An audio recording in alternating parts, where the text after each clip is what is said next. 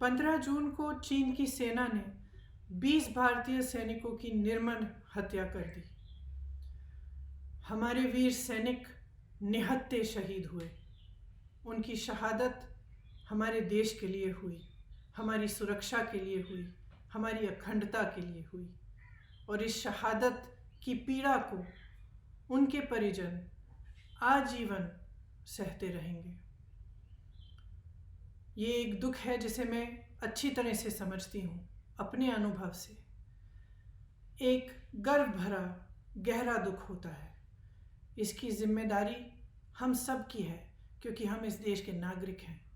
और इस देश के नागरिक होते हुए हमारी जिम्मेदारी बनती है कि हम इस शहादत को व्यर्थ न होने दें, कि हम इस शहादत का पूरी तरह से आदर करें। प्रधानमंत्री जी के बयानों से को सुनकर कई गंभीर सवाल उठे हैं, और इन सवालों को उठाना हमारा फर्ज बनता है।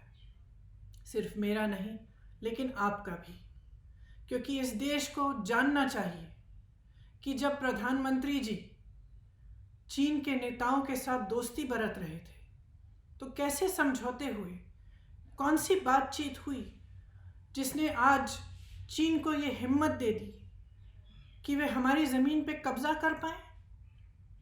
इस देश की जनता को जानना ज़रूरी है। वे जानना चाहते हैं कि हमारे सैनिकों को आपने निहत्थे चीन की सेना का सामना करने के लिए क्यों भेजा। जिस धरती पर वे शहीद हुए वे भारत माता की धरती है, इस देश की धरती है, हमारी माँ है। आप उस धरती को चीन को सौंप नहीं सकते। हम ये होने नहीं देंगे। ये देश जानना चाहता है कि हमारी इस धरती में चीन की सेना को आने की इजाज़त किसने दी, कैसे आए, क्यों आए। ये सवाल पूरा देश कर रहा है। प्रधानमंत्री जी, आपको इन सवालों का जवाब देना पड़ेगा। देश की जनता अपने शहीदों के बलिदान को व्यर्थ होने नहीं देगी। ये देश हमारा है। इस देश की धरती में उन शहीदों का खून मिला हुआ है। इस देश के लिए हजारों शहीद हुए हैं। उनकी शहादत पर राजनीति करना पाप है। हम इस पाप को नहीं होने देंगे। उनकी शहादत का निरादर करना पाप है। हम इस पाप को नहीं होने देंगे। हम उनके शहादत के कर्जदार हैं।